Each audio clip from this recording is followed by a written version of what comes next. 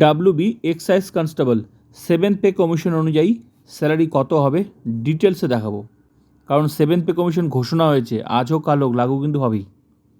তো তখন যখন লাগু হবে তখন নতুন স্যালারি কত হবে ডিটেলসে দেখাবো।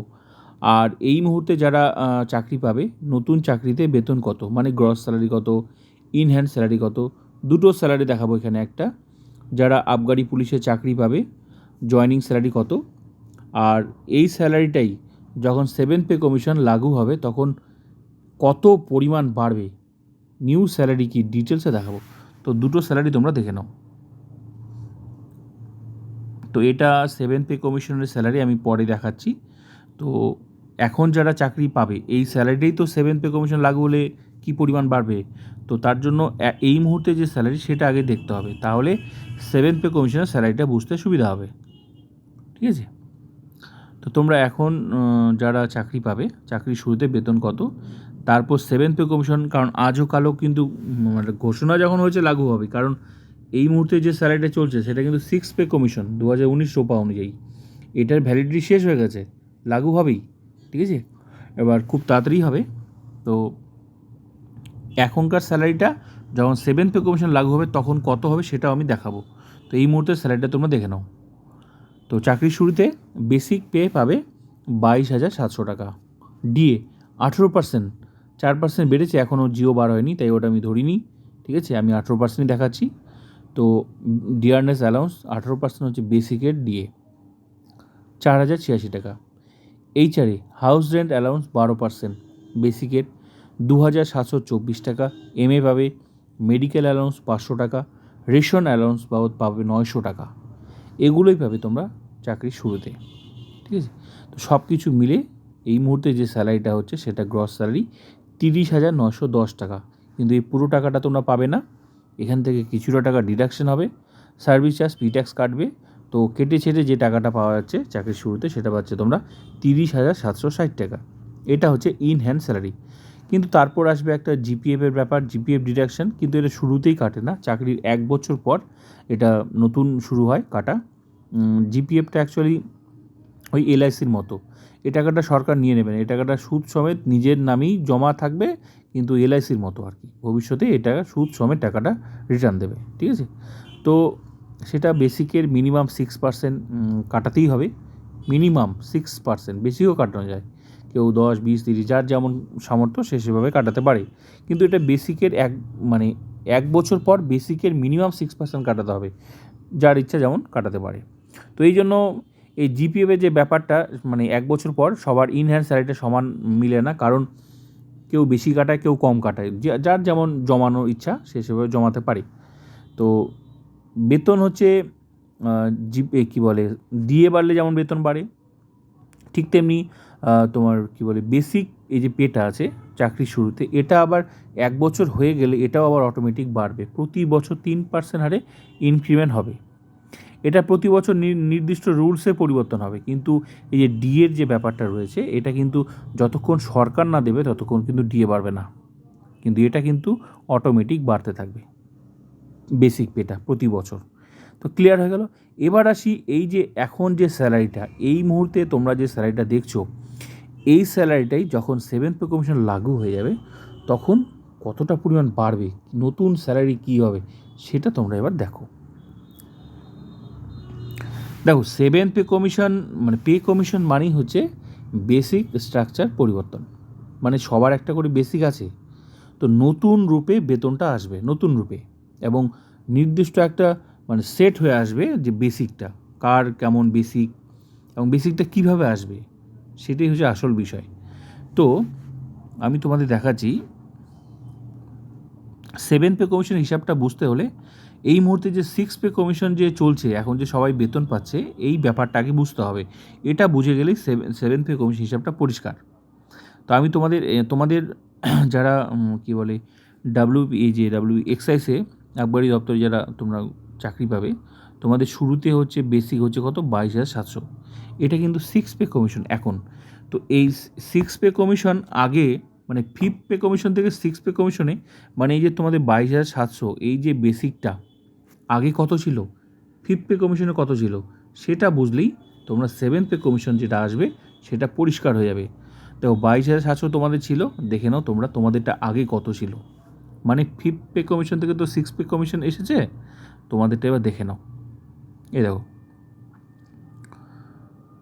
এই অনুযায়ী কিন্তু বেতন সবাই পাচ্ছে এখন, 6th পে কমিশন 2019 রোপা অনুযায়ী। দেখো এই যে 22,700 6 নাম্বার লেভেলটা দেখো, শুরুতেই এন্ট্রি লেভেলে তোমাদের চাকরি শুরুতে এই যে লেভেল 1 এদিকে লেভেল 1 আর এদিকে রাখো 22,700, এটা হচ্ছে তোমাদের এন্ট্রি লেভেলে, মানে তোমাদের বেসিক 22,700, এটা 6th পে কমিশন। কিন্তু 5th পে কমিশনে কত ছিল, ওই যে ওল্ড এন্ট্রিতে দেখো, ওল্ড এন্ট্রিতে কত ছিল, 8,840 টাকা তোমার ছিল আগে বেসিক।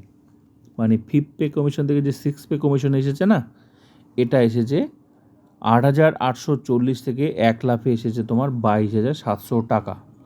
তো কীভাবে আসলো 5th পে কমিশন থেকে 6th পে, কী সিস্টেমে আসলো, 5th পে কমিশন থেকে 6th পে কমিশন যে সিস্টেমে আসলো কম বেশি সেই সিস্টেমেই আসবে।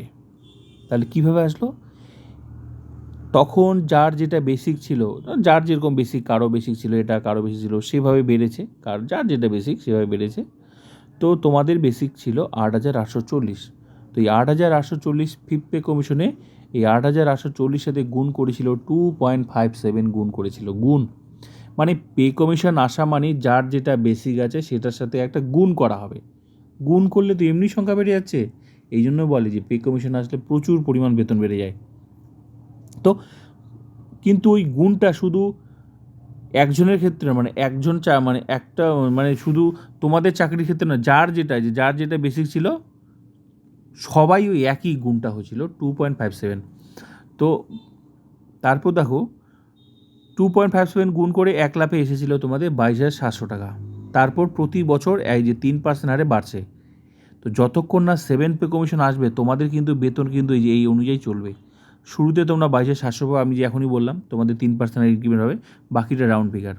তো শুরুতে 22,700, যতক্ষণ না 7th পে কমিশন আসবে 1 বছর চাকরি হয়ে গেলে তোমার বেসিক হয়ে বেড়ে যাবে 23,400, তারপরে বছর বেড়ে যাবে 24,100, তারপরে বছর 24,800। তো এইভাবেই কিন্তু এরকম স্ট্রাকচার আসবে 7th পে কমিশনে, এরকম যার যেটা বেসিক কী রুলসে বাড়বে, কী সিস্টেমে বাড়বে, এরকমই একটা স্ট্রাকচার আসবে 7th পে কমিশনে। তো কীভাবে বাড়লো, এই যে যার যেটা বেশি ছিল সেটার সাথে গুণ করা হয়েছিল।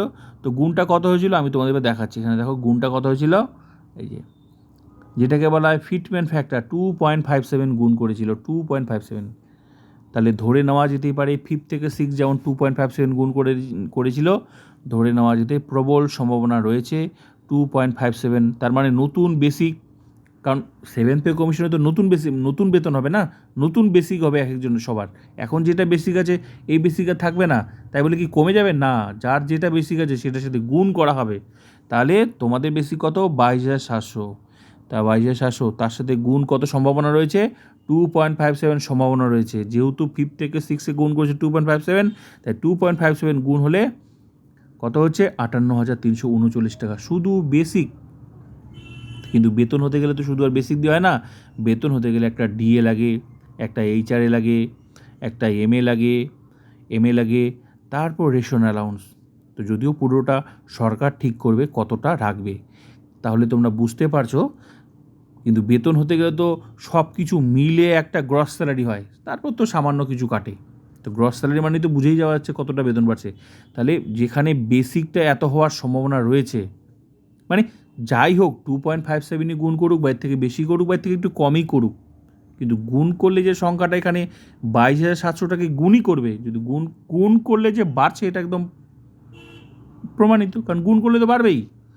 তাহলে এখানে গুণ করেই, কারণ 2.57 থেকে বেশিও হতে পারে, এর থেকে একটু কমও হতে পারে, যদিও পুরোটা সরকারের উপর ডিপেন্ড করছে। কিন্তু সম্ভাবনা যেহেতু 5th থেকে 6-এ গুণ করেছিল 2.57, সম্ভাবনা রয়েছে এটাও গুণ করার। বাকিটা সময় কথা বলবে। তারপর বেতন হতে গেলে একটা ডিএ, এইচআরএ, এমএ, রেশন বাবদ, এখন পুরোটা এগুলো সরকার শুরুতে ডিএ রাখবে কি রাখবে না, জিরো রাখতে পারে, কিন্তু এইচআরএ তো দিতেই হবে, কারণ ঘর ভাড়া ছাড়া মানুষ থাকতে পারবে নাকি, এমএ তো দিতে হবে, রেশন অ্যালাউন্স তো থাকবেই। তাহলে অল্প অল্প করে হলেও তো এগুলো পুরোটা ঠিক করবে। তাহলে তো বেতনটা কোথায় দাঁড়াচ্ছে তোমরা ভাবো, 58,000, এই যে 58,339 গ্রস স্যালারি তো থাকবেই, সঙ্গে আরও 4টা যোগ হবে, তাহলে বেতন কোথায় দাঁড়াচ্ছে তোমরা এবার বুঝতে পারছো তো? তো এটা হচ্ছে 7th পে কমিশনের সম্ভাব্য কিন্তু স্যালারি, ঠিক আছে? তো এবার তোমরা দেখো এই হিসাবটা দেখো আরও,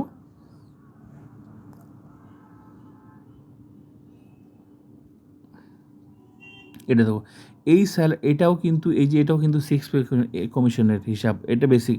এরকমই একটা বেসিক স্ট্রাকচার 7th পে কমিশনে আসবে, এরকমই একটা লম্বা একটা লিস্ট আসবে, সেট করা থাকবে মানে বেসিকগুলো কার কীভাবে বেতনগুলো বাড়বে। যেমন তোমরা দেখছো যে 6th পে কমিশনের বেসিকগুলো কীভাবে বেড়েছে, দেখো তোমরা এটা হচ্ছে 6th পে কমিশন, কিন্তু এটা দেখেই তোমরা বুঝতে পারো। দেখো 6th পে কমিশনে দেখো তোমরা এই যে এক একজনের বেসিক দেখো, 5th পে কমিশনে একজনের কত ছিল, এটা কিন্তু 6th পে কমিশনের, কিন্তু 5th পে কমিশনের থেকে 6th পে কমিশন কীভাবে বেড়েছে দেখো, একজনের ছিল 47,400, 1,00,000 এসেছে কত, 1,28,900 বেতন পাচ্ছে চাকরিতে। তাদের যার যেমন বেসিক ছিল সেভাবে বেড়েছে। এদের বেসিক বেশি ছিল 5th পে কমিশনে, 47,400 ছিল, 1,00,000 এখন চাকরি করছে এরা এরা এই এই ডিপার্টমেন্টে যা চাকরি করবে চাকরির শুরুতেই বেসিক হবে 1,28,900, আর তোমাদের কত 22,700। তো এদের কত ছিল 47,400, সেই সময়তে বেশি ছিল তাই 1,00,000 বেড়েছে। তারপর তোমরা ওল্ড এন্ট্রিতে এগুলো 5th পে কমিশনে ছিল, আর 6th পে কমিশনে এই যে তোমাদের যেমন দেখালাম এগুলো কিন্তু এখন চাকরি করছে। তো এরকমই কত গুণ করেছিল, যে 1,00,000 কত গুণ করেছিল, 2.57 গুণ করেছিল। তো এদের যদি এত হতে পারে বেসিক, তাহলে তোমাদেরও হতে পারে। যদি 2.57, তখনও তো 2.57 গুণ করে এদের বেড়েছিল, 47,400 থেকে 1,00,000 বেড়েছিল 1,08,900, 1,08,900। তারপর তো আছেই ডিএ, যেটা সবাই পাচ্ছে, এইচআরএ যেটা সবাই, এরাও পাচ্ছে, তাহলে এদের বেতন কোথায় দাঁড়াচ্ছে? তো এরকমই একটা কম বেশি যদি 2.57 গুণ করে। তো এখন তোমাদের যেটা বেসিক দেখছো এখানে ওল্ড এন্ট্রিতে চলে যাবে 22,700, তারপর নিউ আসবে, আমি যেটা সম্ভাব্যটা দেখালাম 58,300 না কত দেখালাম, 58,339। এই 58,339টা তোমরা হচ্ছে এই যে এরকম, এই যে এখানে তোমাদের 22,700টা এই যে এখানে ওল্ড এন্ট্রিতে দেখবে, যখন 7th পে কমিশন আসবে তো এই মুহূর্তে যার যেটা বেসিক আছে সেটা ওল্ড এন্ট্রিতে চলে আসবে। আর যদি 2.57 গুণ হয় তোমাদেরটা থাকবে এই যে 58,300 দেখানো সামথিং, তারপর প্রতি বছর 3% হারে ইনক্রিমেন্ট হবে। এরকম একটা লম্বা লিস্ট আসবে এরকমই, কিন্তু এটা কিন্তু 6th পে কমিশন। তাহলে 6th পে কমিশনে যদি এত বেতন পেতে পারে, তো যদি 2.57 গুণ করে, তাহলে এরকমই কিন্তু একটা তোমরা লম্বা বেসিক স্ট্রাকচার দেখতে পাবে, যেখানে প্রতি বছর 3% হারে ইনক্রিমেন্ট হবে, যতক্ষণ না আবার নতুন পে কমিশন আসে।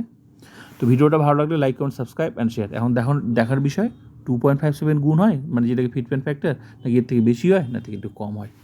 তো তোমাদের মতামত তোমরা কমেন্ট করে জানাতে পারো।